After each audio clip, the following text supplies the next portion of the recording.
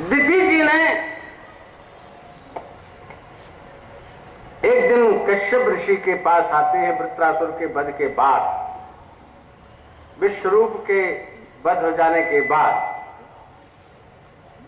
और प्रार्थना करते हैं दुखी मन से पुत्र की प्राप्ति के लिए। तो कश्यप जी ने पुत्र प्रदान किया, पुंसवन व्रत बताया, कहा ये करो, इससे तुम्हारे बड़ा सुंदर पुत्र होगा। और नारायण दिति मां उस व्रत को संपादित कर रही थी।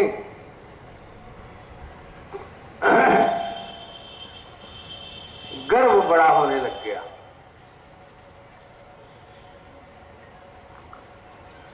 इंद्र ने सुन लिया, तो एक बालक का रूप धारण करके 12 वर्ष का, और आकर के दिति माता की सेवा करने लग गया कि कदाचित इनके पुंसवन व्रत में कुछ दोष बन जाए तो मैं इन बालकों को मार डालूं, बालक को मार डालूं, गर्भ को ही नष्ट कर। सेवा करते करते करते करते एक दिन कुछ खाया और बिना मुंह धोए ही सो गई दिति माता। उसी समय इंद्र गर्भ में प्रवेश किया और गर्भ के 7 टुकड़े कर डाला, लेकिन वो गर्भ मरा नहीं, नष्ट नहीं। फिर से उसके प्रत्येक के 7-7 टुकड़े कर दिए, तो 49 हो गया, लेकिन फिर भी नहीं मरे वो लोग। फिर सब रोने लग गए और कहा भैया काहे को मारते हो हमें। इन्होंने कहा मारो दो, मारो दो, मत रो मत रो। इंद्र ने कहा हमने तो तुम्हारा कुछ बिगाड़ा नहीं, हम तो तुम्हारे छोटे भैया हैं, हमको क्यों मार रहे हो। तो इंद्र ने कहा मारो दो मार दो, मत रो मत रो। सबको लेकर के इंद्र बाहर निकले अपने इंद्र के रूप से। फिर मैया दिति के सामने सारा परिचय दे करके और उन भाइयों को लेकर के देवता बना करके चले गए इंद्र स्वर्ग को। वही 49 मरुदगण, 49 मरुदगण वही है। नारायण पुंसवन व्रत की कथा महाराज कश्यप ने बताया था, उसको फिर से बताया, अब जिसको जरूरत हो करे। सप्तम स्कंद के प्रारंभ में नारद युधिष्ठिर संवाद के माध्यम से जय विजय का, सनकादिकों का शाप और दैत्य जन्म की प्राप्ति बताया। उनमें से छोटे भाई हिरण्याक्ष का वध भगवान बाराह के रूप में कर चुके। नारायण बड़ा भाई हिरण्यकशिपु था, उसने पुत्र शोक से आकुल अपनी मां और दिति आदि को सांत्वना दिया और दैत्यों को नारायण देवताओं का अपमान करने के लिए उसने तप किया। ब्रह्मा से वरदान प्राप्त किया। अब हिरण्यकशिपु शासन करना प्रारंभ करता है। इधर प्रहलाद का जन्म होता है, प्रहलाद के गुणों का वर्णन करते हैं। हिरण्यकशिपु और उसके पुत्र प्रहलाद का संवाद। एक दिन बड़ा हुआ पुत्र स्कूल में भेज दिया, चंडामर्क के यहां पढ़ने के लिए आया। पढ़ करके कहा बेटा क्या पढ़ा। तो संसार का असारत्व वर्णन करते हुए कहा, पिताजी वह ही धन्य है वरंगतो जद्धर्माश्रयेत, जो भगवान का भजन करने के लिए बन जाकर के प्रयास करता है, वे ही जीव का मुख्य कर्तव्य है। संडामर को डांट फटकार लगी। फिर कुछ दिन के बाद घर आया प्रहलाद, फिर पूछा, क्या पढ़ा बेटा तुमने? नवधा भक्ति का वर्णन प्रहलाद जी ने किया। नारायण श्रवणम कीर्तनम विष्णु स्मरणम पाद सेवनम अर्चनम बंधनम दास्यम सक्षमात्म निवेदनम की व्याख्या करके समझाया प्रहलाद। ये तो उठा के पटक दिया। कहा तू हमारे शत्रु का नाम लेता है, उसकी भक्ति करने का उपदेश करता है। फिर से संडावर कहे, दीजिए हमने इसको पढ़ाया नहीं, समझाया नहीं है, जो पढ़ाते समझाते हैं वो इसकी स्वतः की बुद्धि ऐसी है, फिर भी हम कोशिश करते हैं। प्रहलाद की भक्ति का इतना सुंदर प्रभाव पड़ रहा था उस क्षेत्र में कि एक दिन गुरु जी लोग कहीं गए थे, सब राक्षस बालकों को, दैत्य बालकों को बुला करके प्रहलाद जी इकट्ठा करके बैठ करके उसको उपदेश कर रहे, कीर्तन कर रहे, उपदेश कर रहे।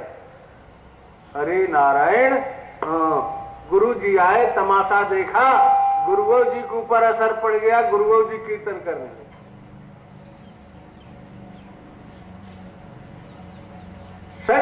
संडावर के विद्यालय में हिरण्यकशिपु ने भेजा, देखो क्या हो रहा है वहां, दूध भेजा, वो भी आकर के कीर्तन करने लगे।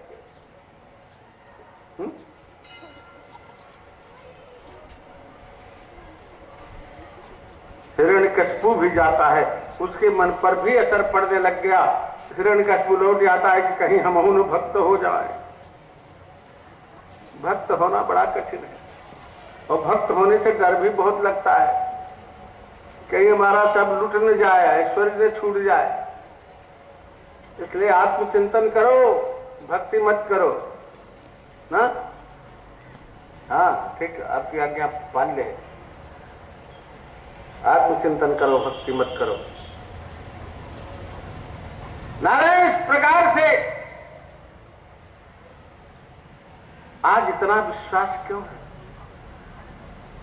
हम कहते हैं वृद्धावस्था में भगवान का भजन कर लेंगे। प्रहलाद जी कहते हैं अरे अभी से करना प्रारंभ करो, कौमार वासरे से प्राज्ञ, वृद्धावस्था में क्या करोगे? योग करोगे वृद्धावस्था? आज लोग योगा करते हैं। हे नारायण, 15 मिनट आसन से तो बैठ नहीं सकते, योगा क्या करेंगे? योग नहीं करते, योगा करते, क्योंकि ये विदेश रिटर्न होके आया है। कहां से रिटर्न हो गया भैया? नोएडा से, अमेरिका से। देखो हमारे पानी जानते हैं, इन्होंने आयात किया होगा वहां से, रिटर्न होगा। अमेरिका रिटर्न है योग। हमारे भारत का योग बाहर गया तो वहां से योगा बन के आज हमारे भारतीय लोग उसको स्वीकार कर रहे हैं। बाप भगवान, आयात किया गया है योगा का। अब क्या क्या हो रहा है भगवान जाने। ठीक है, योग हो जाए तो अच्छा है। नारायण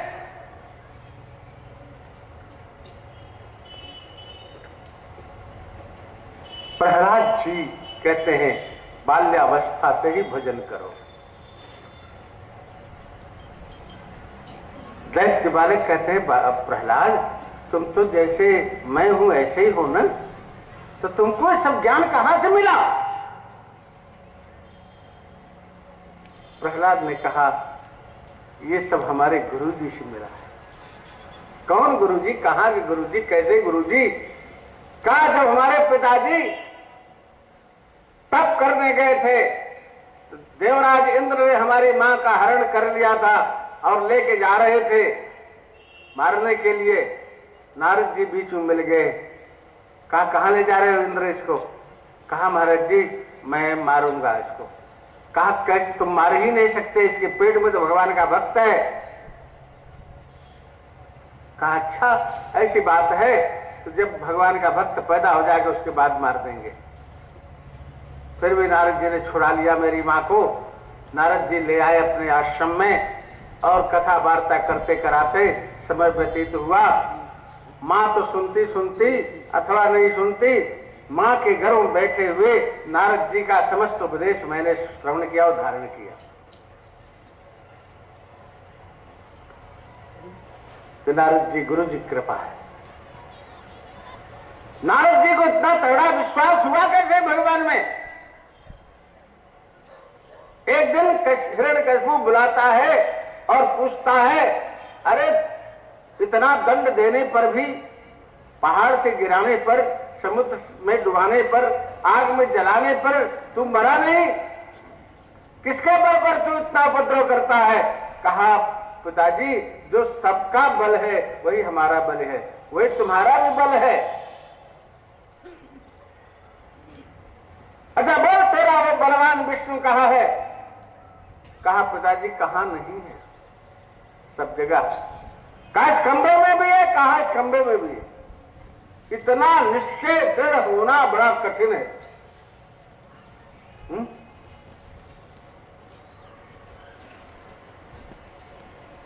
क्यों हुआ? एक घटना घटी थी प्रहलाद के जीवन में। एक दिन प्रहलाद नगर भ्रमण के लिए निकले अपने बाल सहपाठियों के साथ, तो देखा एक आवा जानते हैं ना, जिसमें कच्चे बर्तन पकाए जाते हैं, कुम्हार पकाता है। एक आवा पक रहा था और एक कुम्हारिन बैठ करके भगवान नाम का जप कर रही थी। उसने कहा मां तू क्या कर रही हो? कहा बेटा मुझसे कुछ भूल हो गई। एक हंडिया में बिल्ली के बच्चे दो कच्ची हंडिया में बंद पड़े थे और धोखे से इस आवे में चुन दिया गया, उस हंडिया को भी। मैं प्रभु से प्रार्थना कर रही हूं कि उसकी रक्षा हो जाए। आवे में हंडिया चुनी हुई है, उसमें आग लगी हुई है, आवा खूब धक धक धक धक पक रहा है। अब बुढ़िया को विश्वास है कि इसमें बच्चे बच जाएंगे। प्रहलाद जी ने कहा पहरा लगा दो और जब आवा ठंडा हो तो बताना मैं आऊंगा। पहरा लग गया और बुढ़िया जब कर रही है। जब आवा ठंडा हुआ आए, प्रहलाद जी भी आए, आवा खोला गया, सभी बर्तन पक चुके थे। जिसमें बिल्ली के बच्चे थे वो हंडिया ज्यों की त्यों कच्ची की कच्ची रह गई थी। जब खोला गया तो उसमें से निकल करके बच्चे फुदक करके बाहर आ गए। ये दृढ़ विश्वास एक कुम्हारिन को था भैया, और उस विश्वास को देख करके प्रहलाद जी को जीवन में विश्वास हो गया भगवान सर्वत्र सब जगह रक्षा करते, सर्वत्र व्याप्त हैं, सब जगह रक्षा करते हैं। प्रहलाद जी ने कह दिया हाँ इस खंबे में भी हमारे भगवान हैं। दुष्ट हिरण्यकशिपु के मन में आया इसमें है भगवान, किसी में मैं मारूंगा तेरे भगवान को। गदा लेकर के जाकर के मारता है। देखो एक सत्पुरुष के वाक्य पर दुष्ट भी विश्वास करता है। प्रहलाद जी के दृढ़ निश्चय पूर्वक कहने पर हिरण्यकशिपु हिरण्यकशिपु को भी विश्वास हो गया, हाँ इसमें जरूर बैठा है, कैसे मारेंगे हम,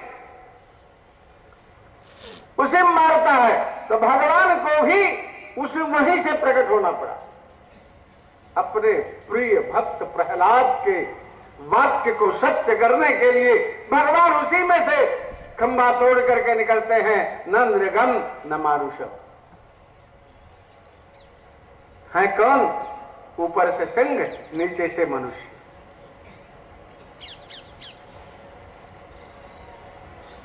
झपट करके वो तलवार लेके मारना चाहता है भगवान नृसिंह को, पकड़ लिया, तलवार वाला हाथ उठा के तलवार फेंक दिया, उसको उठा लिया, लेके आए, दरवाजे पर बैठ गए।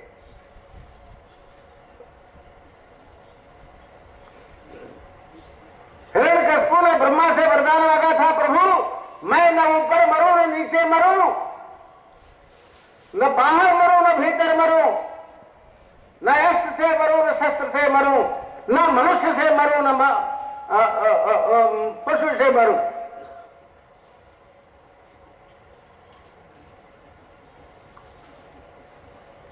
भगवान नृसिंह ने कहा, हिरण्यकशिपु तू बाहर है कि भीतर है? कहा प्रभु देहली पर है, न बाहर है न भीतर। कहा ऊपर है कि नीचे? कहा नहीं प्रभु, न ऊपर है न नीचे है, आपके जंघे पर है। कहा मैं मनुष्य हो कि पशु? कहा आप न मनुष्य हो न पशु हो। कहा मैंने अस्त्र शस्त्र रखा है, अस्त्र है शस्त्र है, क्या है? कुछ नहीं।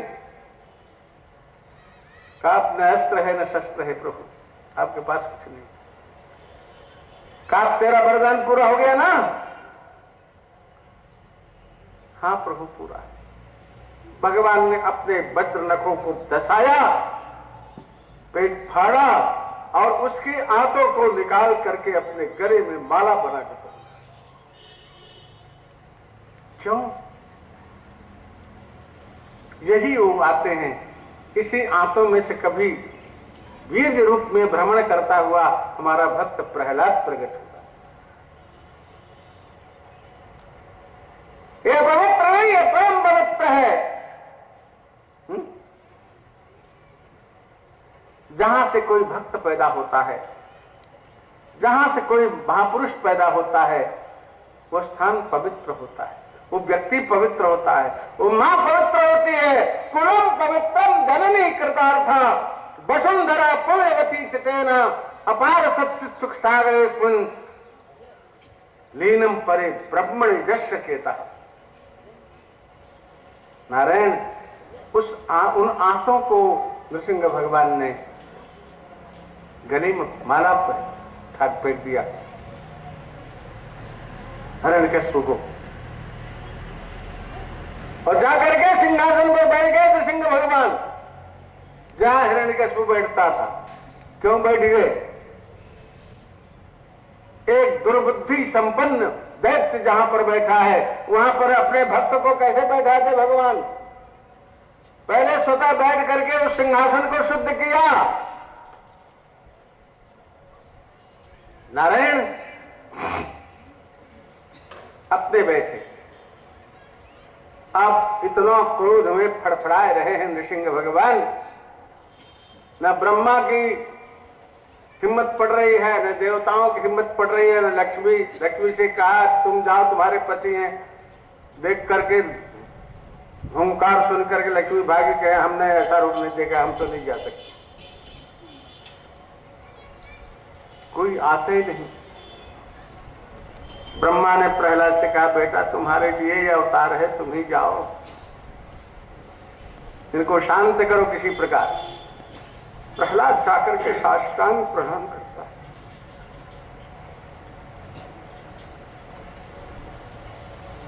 नृसिंह भगवान सिंहासन से उतर करके जिन वज्र नखों से हिरण्यकशिपु के हृदय को विदीर्ण कर दिया, उन्हीं वज्र नखों से प्रहलाद को उठा करके गोद में ले लेते, जीभ लगा करके प्रहलाद को चाटते हैं प्रभु, स्नेह देते हैं।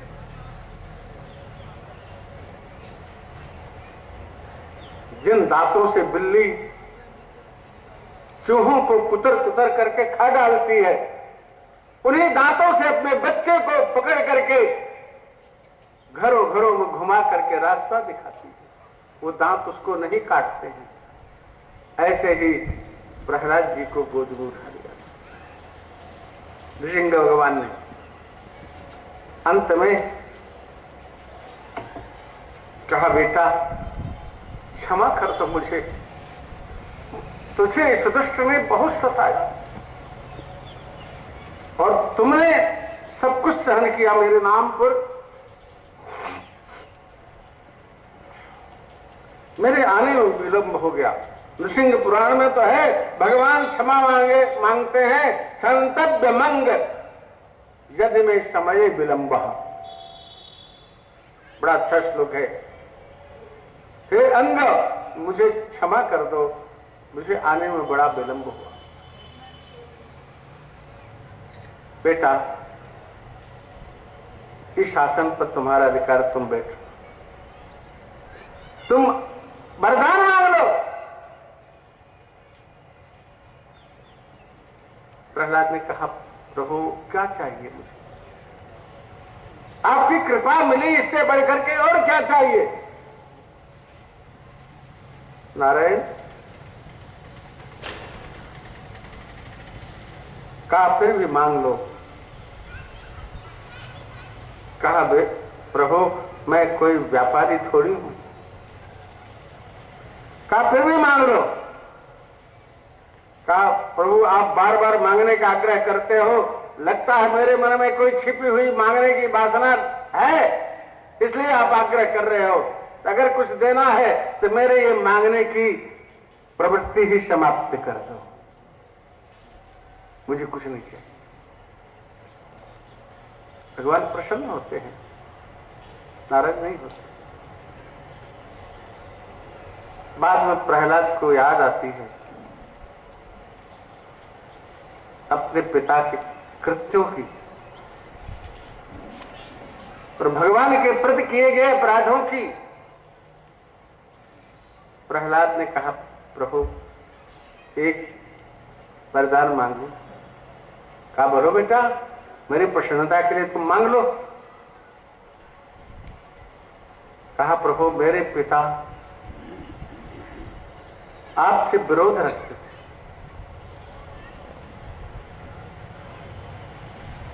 नारायण उनकी दुर्गति न हो। पीठ थपथपाया भगवान नृसिंह ने। कहा, बेटा जिसके तुम्हारे ऐसा बेटा हो,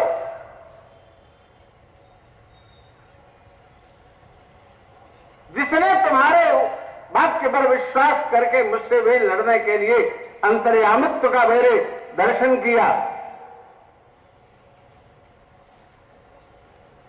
उसकी दुर्गति होगी। तुम्हारे ऐसा भक्त जिसके बेटा और मेरा जिसने दर्शन किया, उसकी दुर्गति होगी। देखो दीवान पर बैठ करके जा रहा है। अरे तुम्हारे तो 21 पीढ़ियां तर गई,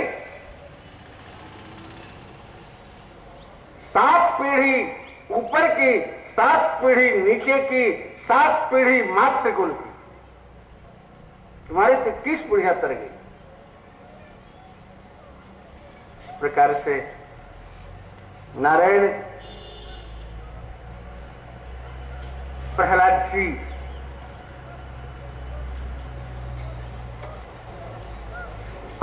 स्तुति करते हैं।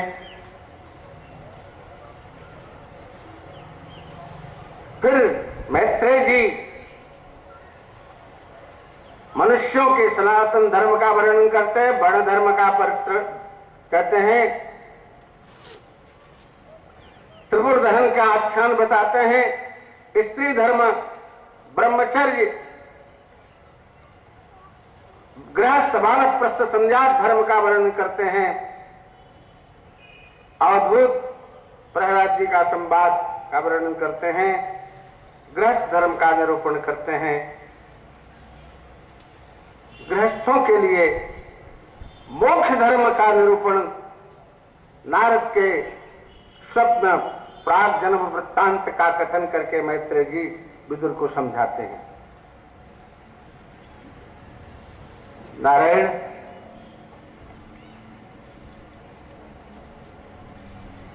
इस प्रकार से मनुष्य के मनु जी के परंपरा का वर्णन करते हुए प्रहलाद जी के चरित्र का सब वर्णन करते हैं। स्वयंभू आज मन्वंतरों का वर्णन करते हैं। चतुष्षष्ठी यज्ञावतार प्रभु के चरित्र का वर्णन करते हैं। उसी क्रम में एक बहुत सुंदर वृत्तांत भव भक्ति का वर्णन करते हैं।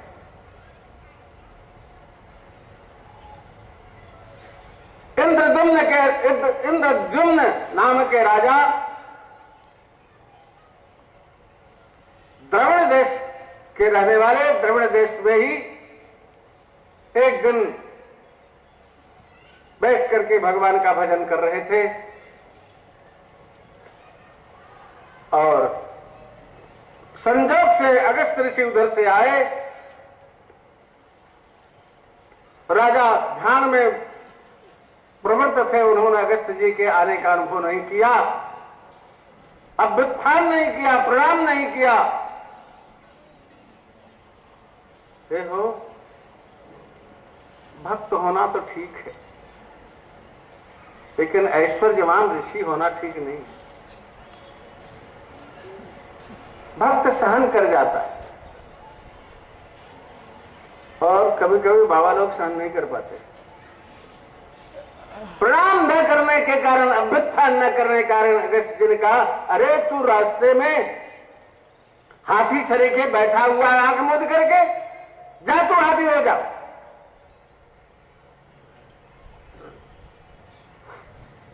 इंद्रद्युम्न जगा, उसको अपने अपराध का बोध हुआ, चरणों में पड़ गया और कहा, प्रभु क्षमा करें, इस शाप से निवृत्ति कैसे होगी, इसका उपाय बताएं। अगस्त जी ने कहा, जाओ, जब तुम सरोवर में डूबने लगोगे तब तुम्हें भगवान का दर्शन होगा और उनकी कृपा से शाप मुक्त हो जाओ।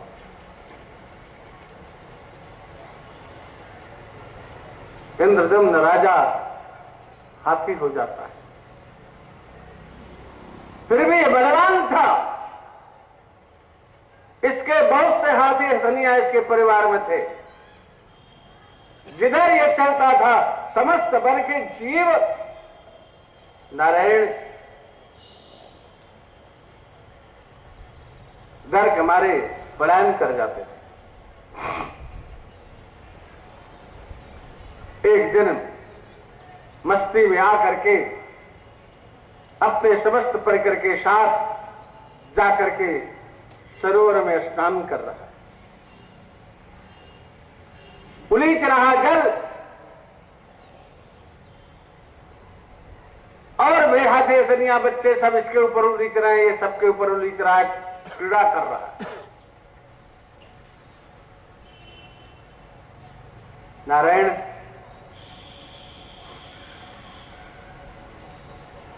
इसी बीच गाय आता है और गजराज का पैर पकड़ लेता है। गजराज बहुत बलवान था, बहुत छुड़ाने का प्रयास किया लेकिन नहीं छूटता है। उसके परिवार वाले हाथे हथनिया सूढ़ मिला करके बाहर आकर के खींच रहे हैं, लेकिन किसी के खींचे नहीं खींच रहा है, बल्कि ग्राह के द्वारा खींचा चला जा रहा है गहरे जल में। हे भैया, मैंने बताया था कि आत्मनस्तु कामाय सर्वम प्रियम बहुत। जब अपने पर आते हैं तो सब छोड़ देते हैं। जब तक अपने पर नहीं आता सब साथ देते हैं। हमसे जब तक सबका स्वार्थ सिद्ध होगा तब तक वो हमारे हैं। जिस दिन हमसे उनका स्वार्थ सिद्ध नहीं होगा वैसे वो हमको छोड़ के चले जाएंगे। वेदांत कहता तुम छोड़ करके चले जाओ, भजन करो, लेकिन छूटे तब ना।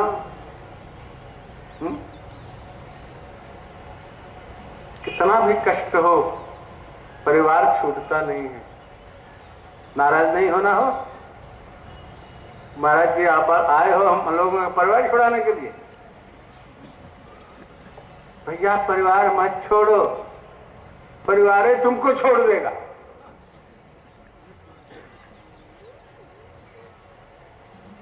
छोड़ देगा परिवार, निश्चय समझो।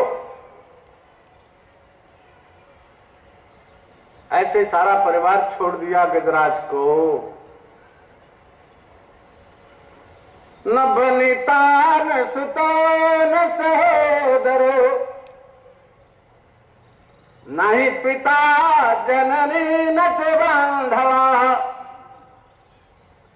ब्रजति शाकमनेन जनेन वै, भजतरे मनुजा कमलापतिम। भैया न पत्नी सह जाएगी, न बनिता, न सुता, बेटे नहीं जाएंगे साथ में, भाई भी नहीं जाएगा।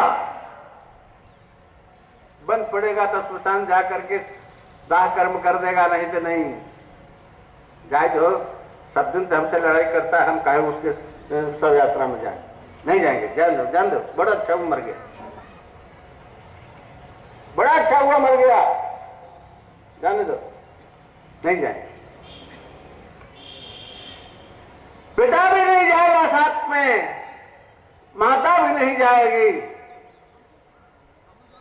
न बनिता न सुतो न सहोदरो, न ही पिता जननी न च बांधवा, ब्रज शाकमने न जने न वही।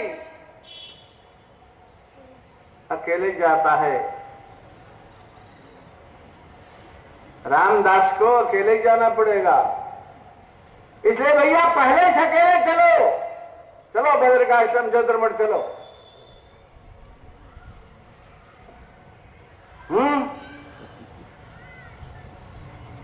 चाहे सांख्य शास्त्र के ज्ञाता हो, चाहे वेदांत शास्त्र के ज्ञाता हो, चाहे पूर्व मीमांसा के ज्ञाता हो, चाहे न्याय शास्त्र के ज्ञाता हो, चाहे भक्ति शास्त्र के ज्ञाता हो, शरीर सबको छोड़ना पड़ेगा और सबको जाना पड़ेगा।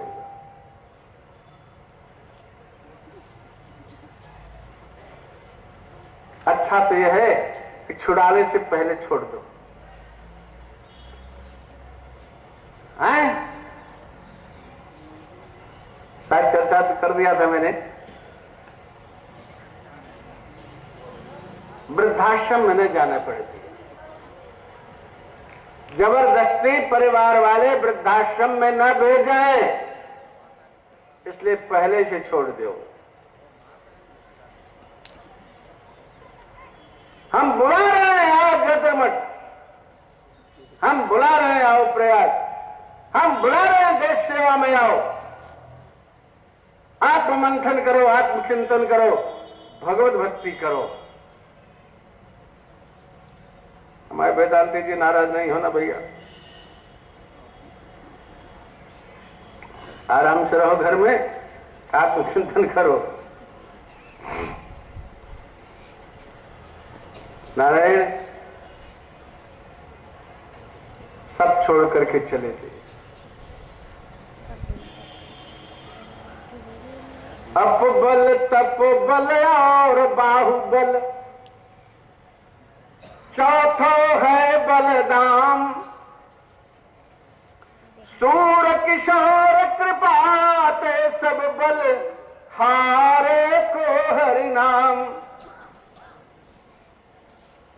अपना बल का बड़ा बल होता है, शरीर में जरा दम रहता है जब ना, तो बहुत अभिमान होता है। तपस्या के बल का बहुत बड़ा बल होता है। बाहुबल का बड़ा अभिमान होता है। अपबल तपबल बाहुबल, चौथो है बलदाम। दाम कोई क्या करेगा हमारे पास इतना पैसा कि हम चुनाव जीत लेंगे, और जीत लेते हैं वो पैसा के बल पे चुनाव जीत लेते हैं। जिस कैंडिडेट के पास कम पैसा होता है वो त्रिशूल लेके बैठ ही जाता है। हमारा क्या करे बेचारा, अच्छा चलो विपक्ष में ही बैठेंगे, कोई बात नहीं, सत्ता नहीं मिली तो नहीं मिली, विपक्ष में ही रहेंगे। हार गए तो हार गए, क्या अगर अच्छा चलो फिर से प्रयास करेंगे, अगले चुनाव में देखेंगे। ये भगवान, पैसे वाले भगवान को भी खरीद लेते हैं। अपने मुंह से कीर्तन नहीं करना चाहते हैं, 4 व्यक्तियों को बुला करके कीर्तन करवाते हैं। अब तो कहीं पर मैंने देखा अखंड रामायण होता है, अपने लोग मिलकर के रामायण का पाठ नहीं करते हैं, बल्कि अखंड रामायण पार्टी बुलवाते हैं। अखंड रामायण पार्टी होती है, कौन उसमें होते हैं? डिप्टी साहब, कमिश्नर साहब, सेठ जी ना, जो कुछ नहीं करते वो होते हैं। शराब पिएंगे, गांजा पिएंगे, बीड़ी पिएंगे, चाय रात भर पिएंगे, और भी जरूरत पड़ेगी तो देना पड़ेगा, क्योंकि अखंड रामायण पाठ कर रहे हैं। लोग करवाते हैं। पहले मैंने अरे अभी तक देखा, करीब करीब 40-45 वर्ष की अवस्था तक मैंने देखा है, लोग अपने अपने मोहल्ले में इकट्ठे होकर के स्वतः रामायण का पाठ करते थे। मैंने भी किया है आश्रम में अखंड रामायण का पाठ, प्रयाग में सब लोग मिलकर के पाठ कर लेते थे। आज नहीं होता है, आज उनको बुला करके पार्टी वालों को और अखंड रामायण का पाठ करवाते। तुमको क्या फायदा हुआ? ठेका होता है। देखो महाराज जी अनुभवी हैं, देखते देखते अनुभव हो गया, ठेका होता है।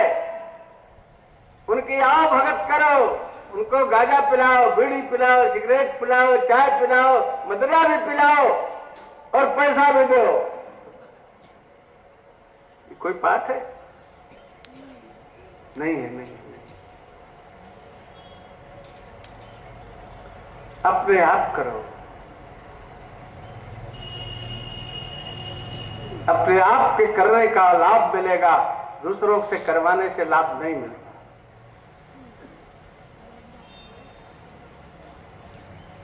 लेकिन भैया हम निषेध नहीं करेंगे, नहीं तो लोग हमको बुरा मानेंगे, कहेंगे महाराज जी रामायण के पाठ का विरोध करते हैं। रामायण पाठ का विरोध मैं नहीं करता हूं, भागवत पाठ का विरोध नहीं करता हूं, प्रक्रिया का विरोध करता हूं। लक्ष्य को दृष्टि में रखते हुए पाठ करो, अपने आप सतर्क करो। नारायण तप बल तप बल और बाहुबल, चौथो है बलराम।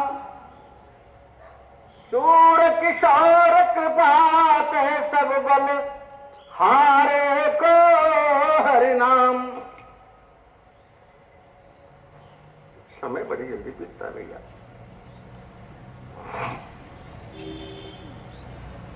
जब कुछ बस नहीं चलती है तब भगवान के तरफ खिंचाव होता है।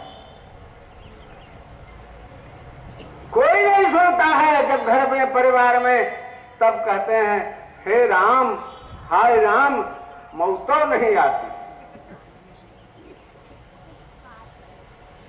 मौतो नहीं आती।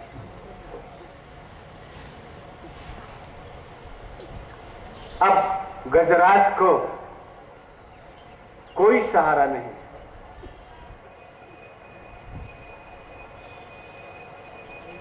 नारायण गजराज भगवान को बुलाता है, प्रभु अब आप ही हो। नारायण गले तक डूब गया, केवल सूर बची हुई है डूबने को, बाकी गजराज पूरा डूब गया। भगवान को पुकारा, भगवान नारायण वहां से चले।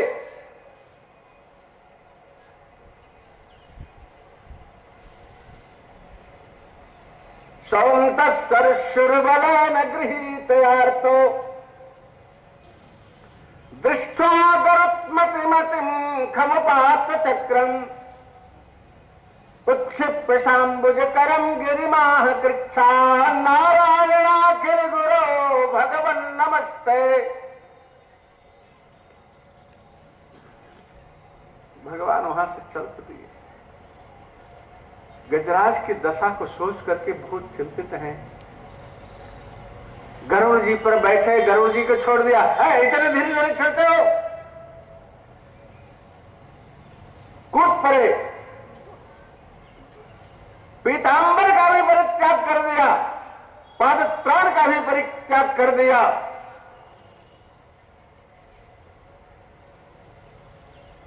देख लिया, दर्शन कर लिया गजराज ने।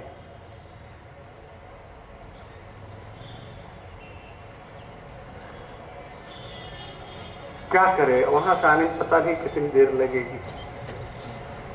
वहीं भगवान की इच्छा से कमल का पुष्प दिखा, उसने सूंड से लपेट करके तोड़ा और भगवान को अर्पण किया।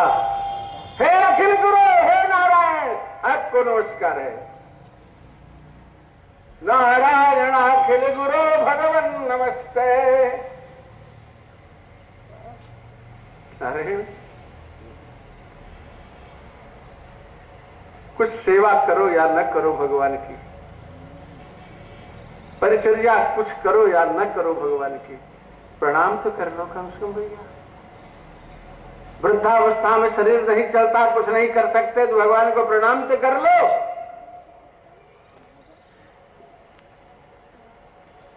दौड़ करके वहां से भगवान कूद पड़ते हैं, हो कूद पड़ते हैं, उत्क्षिप्य वहां से कूद पड़े। शाम्बुज करम कपिलोज्जहार,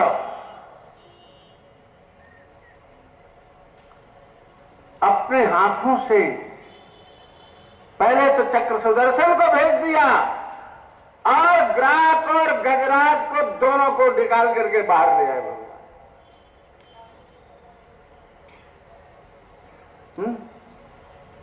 हम लोग भी प्रणाम करते हैं, देखते कहीं है, प्रणाम कहीं करते। चरण का स्पर्श करना भी हमारे लिए कठिन होता है, केवल प्रणाम करना सीख लो भैया। प्रणाम करने मात्र से बहुत चीजें मिल जाती।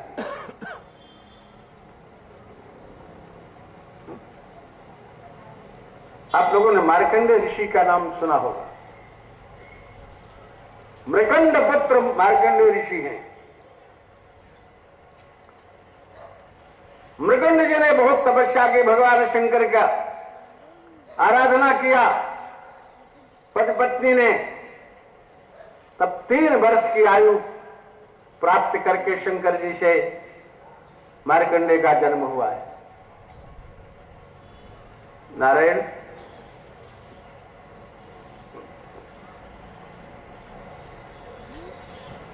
पैदा होते ही मां ने सबको प्रणाम कराना शुरू किया और सब आयुष्मान होने का आशीर्वाद देते। धीरे धीरे 3 वर्ष का समय पूरा हो गया, अंतिम दिन था। माता जी ने ऋषियों के चरणों में प्रणाम कराया मार्कंडेय से। ऋषियों ने कहा आयुष्मान भव। मां ने कहा ऋषियों भगवान शंकर की कृपा से 3 वर्ष की आयु प्राप्त करके ये बालक पैदा हुआ है। आज अंतिम दिन है और आप आयुष्मान का आशीर्वाद दे रहे हो। आपका आशीर्वाद सत्य होगा कि इसकी मृत्यु होगी, क्या होगा? नारायण,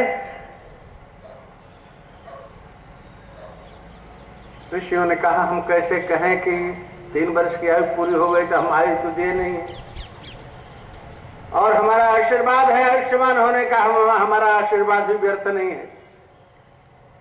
चलो, जिसकी सृष्टि है ब्रह्मा जी के पास चलो। ऋषि लोग, माता मार्कंडे सब जाते हैं ब्रह्मा जी के पास, उनसे समस्या रखा। ब्रह्मा जी ने कहा हम तो भगवान की आज्ञा से सृष्टि कार्य करते हैं, हम तो राजसी व्यक्ति हैं, भगवान के भक्त भी नहीं है, हम कैसे कहें?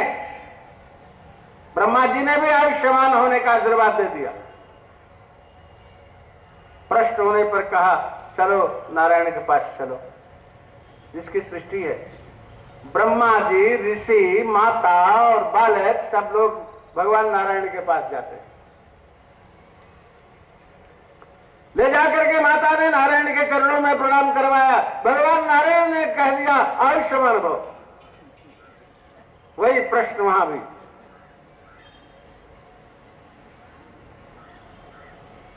नारायण ने कहा भैया ऐसा है, जिसका आशीर्वाद प्राप्त करके 3 वर्ष की आयु लेकर के बालक पैदा हुआ है, उसी के पास चलो।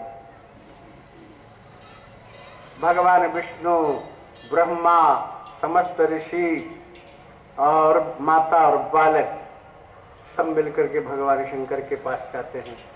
भगवान शंकर के चरणों में भी प्रणाम कराया। भगवान शंकर भी कहते हैं आयुष्मान भव।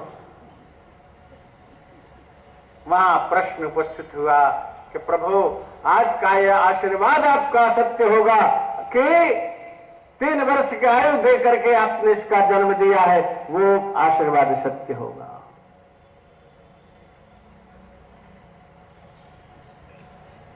एक बात याद आ गई, शिक्षाप्रद है, हो गलत नहीं है। महाभारत का प्रसंग, शशांक युद्ध हो चुका था। दुर्योधन बहुत दुखी हो रहा था भीष्म पितामह के सेनापतित्व में। उससे नहीं रहा गया, फटकार करके कहता है पितामह आप हमारे सेनापति हैं या पांडवों के रक्षक हैं। आज तक एक भी पांडव नहीं मरा और हमारी आधी से ज्यादा सेना समाप्त हो गई। पितामह भी ताव में आ गए। उन्होंने कहा अच्छा ठीक है, कल किसी न किसी पांडव का वध मैं जरूर करूंगा। प्रतिज्ञा कर लिया। युद्ध विराम का शंख बजा, सब लोग अपने अपने शिविर में गए, अपने अपने कार्य में व्यस्त हो गए, खा पी करके सो भी गए। पितामह भी सो रहे हैं अपने शिविर में, पांडव भी अपने शिविर में सो रहे हैं। लेकिन एक व्यक्ति जग रहा है। दिन भर अर्जुन का रथ हाँकने वाला रात्रि में भी जग रहा है कि पितामह ने प्रतिज्ञा की है कि एक पांडव का वध अवश्य करूंगा। उनकी प्रतिज्ञा झूठी नहीं हो सकती। नारायण वो जग रहा है। आया भगवान श्री कृष्ण वो द्वारकाधीश प्रभु द्रौपदी के दरवाजे पर आते हैं, उसकी कुंडी खटखटाते हैं। द्रौपदी तू सो रही है? अरे तेरा सुहाग लुटने वाला है और तू सो रही है? द्रौपदी ने कहा प्रभु जब आप जग रहे हैं तो मेरे जगने से क्या होता है? जिसके लिए आप जग रहे हैं आपके ऊपर है उसकी रक्षा करना। आज्ञा करो प्रभु, क्या करें? कहा चल मेरे साथ। द्रौपदी को उसके शिविर में से लिया और चले जा रहे हैं। पूरा रणांगण लांघते हुए जूती द्रौपदी का खटपट खटपट खटपट बोल रही है। कहा तू तो सबको बता देगी तू कहां जा रही है, साथ में मैं भी हूं। तो क्या करूं प्रभु? कहा जूती उतार। जूती उतरवा करके अपने पीतांबर में लपेट करके कांख में दबा लिया। चल धीरे धीरे चल। जा करके पितामह के शिविर के सामने खड़े हो जाते, जा प्रणाम कर। जब तक 3 बार आशीर्वाद न दे तब तक तू अपना मुंह नहीं खोलना। पितामह प्रातः काल का समय बैठे ध्यान कर रहे हैं। नित्य बिंदुमती आती थी और प्रणाम करती थी। सौभाग्यवती होने का आशीर्वाद लेकर के बिंदुमती दुर्योधन की पत्नी जाती थी। उससे पहले द्रौपदी को पहुंचा दिया पितामह श्री कृष्ण ने। पितामह के चरणों में सिर रखा, सौभाग्यवती हो बेटी, नहीं उठाया। फिर बोले सौभाग्यवती भव बेटी, फिर सिर नहीं उठाया। फिर बोले सौभाग्यवती भव बेटी। द्रौपदी ने वही प्रश्न खड़ा कर दिया। कहा पितामह कल आपने प्रतिज्ञा किया था कि कल के युद्ध में किसी न किसी पांडव का वध अवश्य मैं करूंगा। तो कल की प्रतिज्ञा आपकी सत्य होगी कि आज का सौभाग्यवती होने का आशीर्वाद जो हमें दे रहे हो सत्य होगा। क्या होगा? जवर मध्य कत्रेण भाव्यम, दोनों के बीच में क्या सत्य होगा बोलो। पितामह तो समझ गए। कहा बेटी मैं इसका उत्तर तो बाद में दूंगा, पहले बताओ तुम्हें ले आने वाला कहां है? कहा बाहर खड़े हैं, देखिए आप दर्शन कर लो।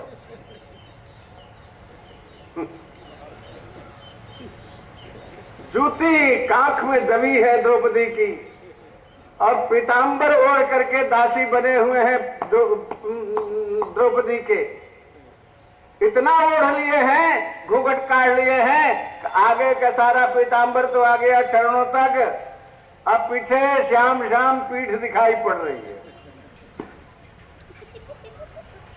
आपको थोड़ी कहना है।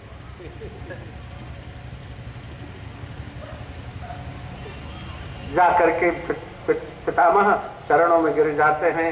कहा प्रभु जिसकी रक्षा के लिए आप सतत जग रहे हैं उसको कौन मार सकता है?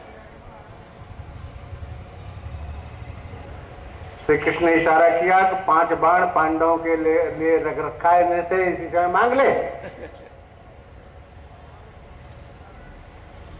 द्रौपदी ने 5 बाण मांग लिया, पितामह ने दे दिया। इसी प्रकार से आज मार्कंडे की मां भगवान शंकर से प्रार्थना करती है, प्रभु आपका पहले का आशीर्वाद सत्य होगा कि आज का आयुष्यवान होने का आशीर्वाद सत्य होगा। भगवान शंकर हंसे बड़े जोर, मुस्कुराए। कहा आप सब लोग विचित्र ही हो। अरे मैंने मनुष्य की गणना के अनुसार 3 वर्ष का आयु नहीं दिया है, मैंने अपने आयु में से 3 वर्ष की आयु प्रदान किया है इसको।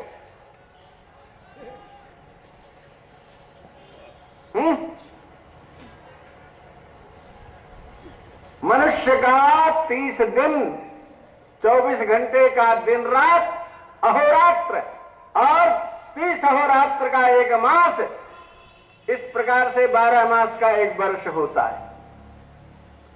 उतना देवताओं का 1 रात्रि 1 दिन अहोरात्र होता है। मनुष्य अपनी कल्पना कर कहता है जीवम शरदः शतम। देवता अपनी कल्पना के अनुसार 1 कल्प की आयु तक जीते हैं। नारायण देवताओं का वर्ष जो है वो ब्रह्मा जी का 1 दिन 1 रात्रि। अपनी गणना के अनुसार 100 वर्ष तक रह करके सृष्टि का कार्य करते हैं। और ब्रह्मा जी का वर्ष जो है भगवान नारायण का 1 दिन 1 रात्र है। भगवान नारायण उस गणना के अनुसार 100 वर्ष तक रह करके सृष्टि का संरक्षण करते हैं।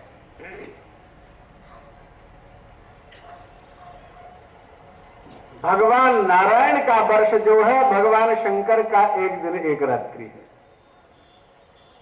भगवान शंकर उस गणना के अनुसार 100 वर्ष तक रह करके और जगत का संयमन करते हैं, भक्तों का अभीष्ट भी प्रदान करते हैं। नारायण इस प्रकार से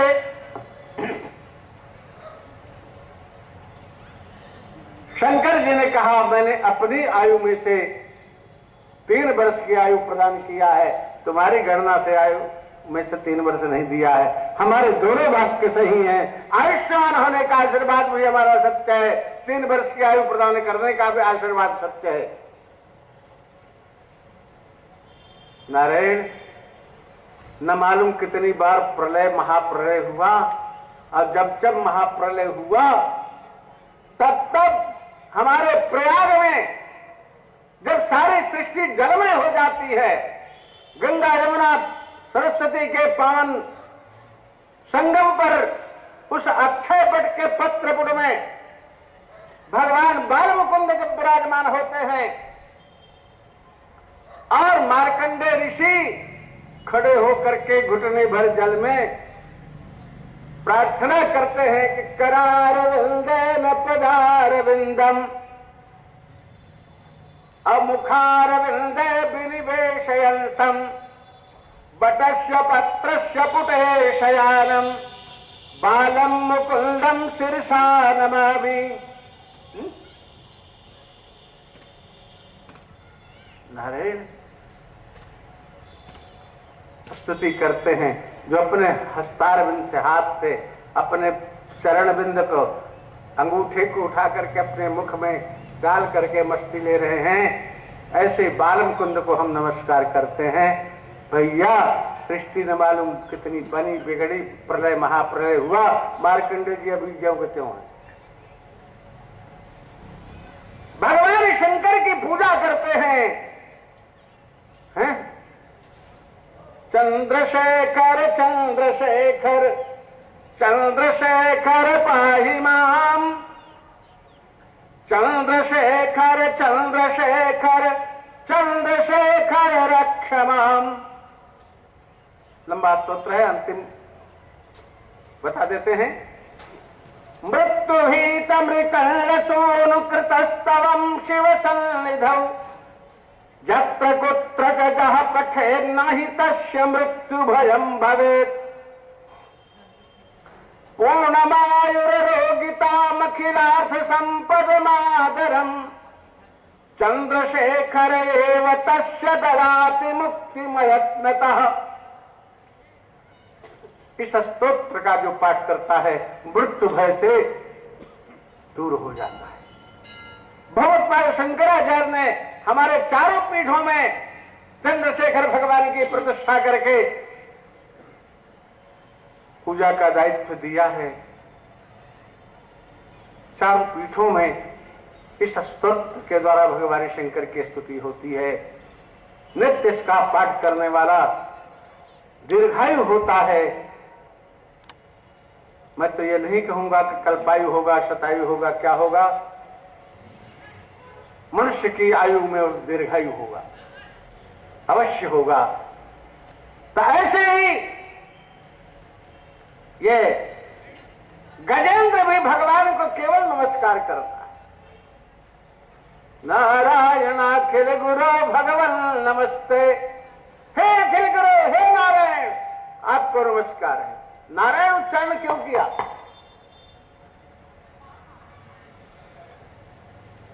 भैया नार माने होता है पानी,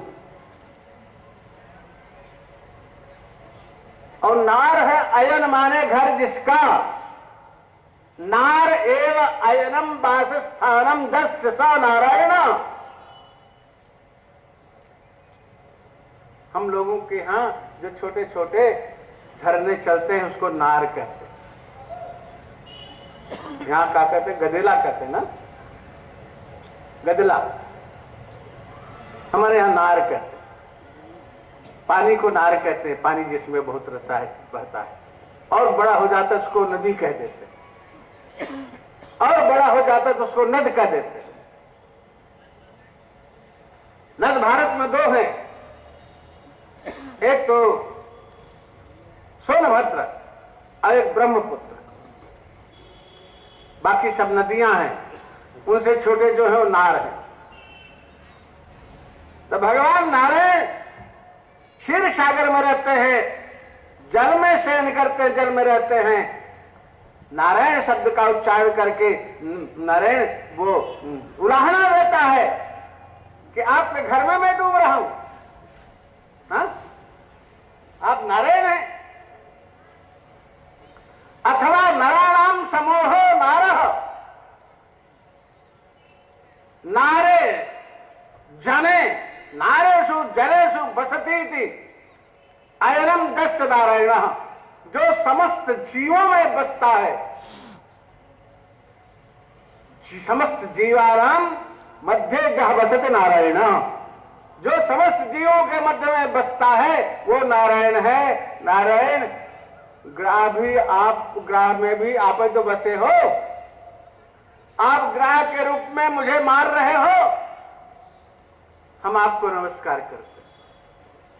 बहुत उलाहना दिया और आखिर के भगवान ने ग्राह और गजेंद्र को दोनों को बाहर निकाल लिया। चक्र सुदर्शन से ग्राह के मुख को फाड़ दिया, गजेंद्र को बचा लिया।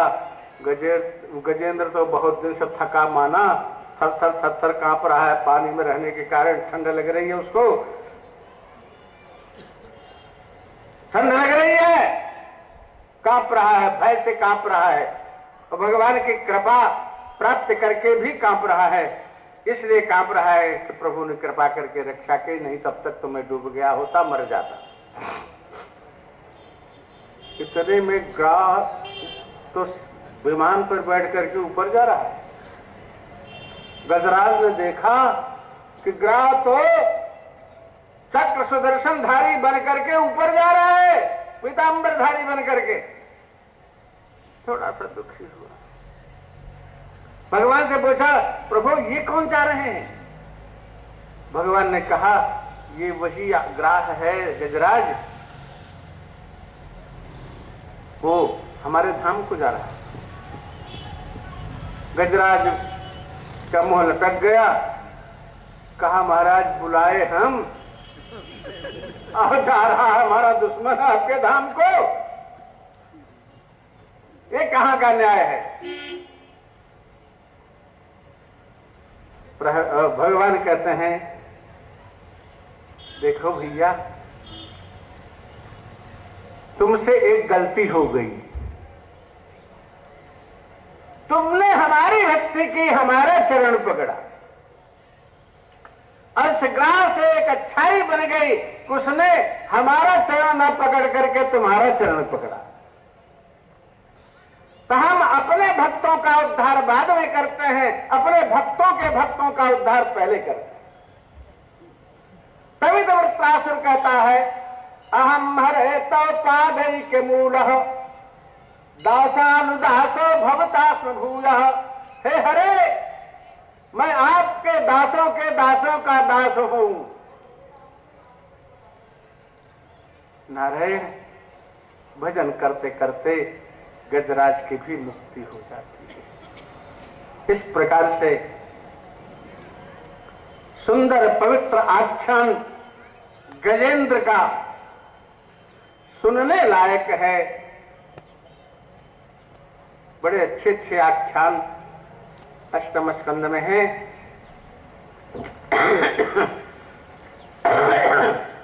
इनमें से कुछ तो कहने लायक है, इसलिए अभी अष्टम स्कंद को पूरा नहीं करेंगे।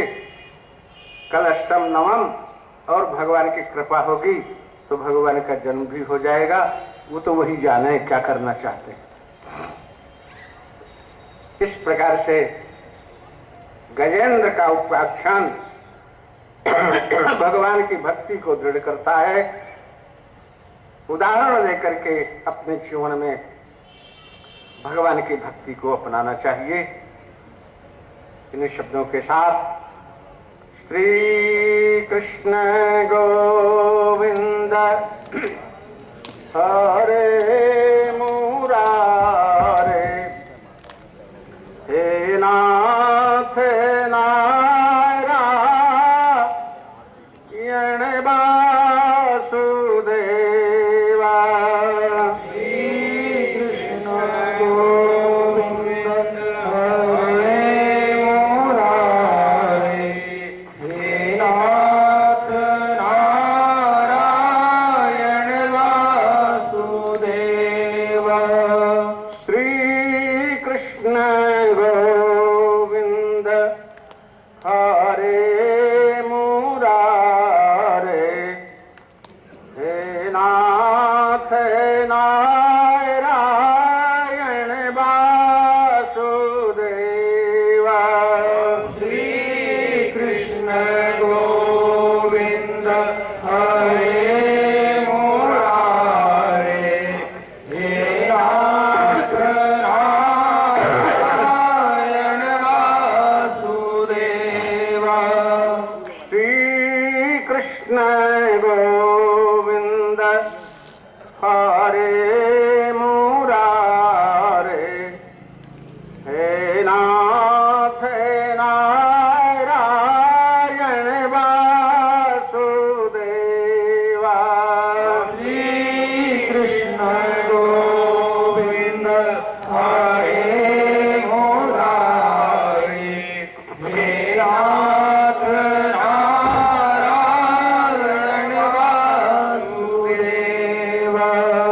श्री कृष्ण गोविंद हरे मुरारे, हे नाथ नारायण वासुदेवा। श्री कृष्ण गोविंद हरे मुरारे, हे नाथ नारायण वासुदेवा। श्री कृष्ण गोविंद हरे मुरारे, हे नाथ नारायण वासुदेवा। श्री कृष्ण गोविंद हरे मुरारे, हे नाथ नारायण वासुदेवा। श्री कृष्ण गोविंद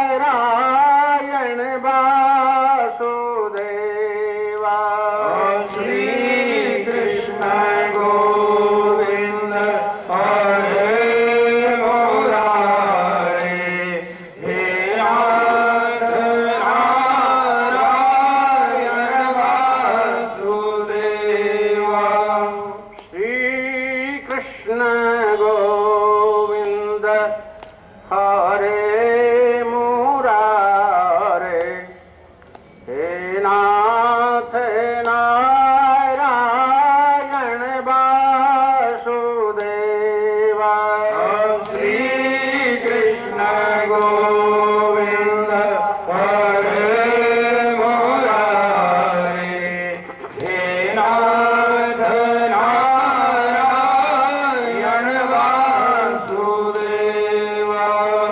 बोलिए भक्तवत्सल भगवान की जय हो, श्री व्यास भगवान की जय हो, श्री सुखदेव भगवान की जय हो, सत्य सनातन धर्म की जय हो। हर हर महादेव।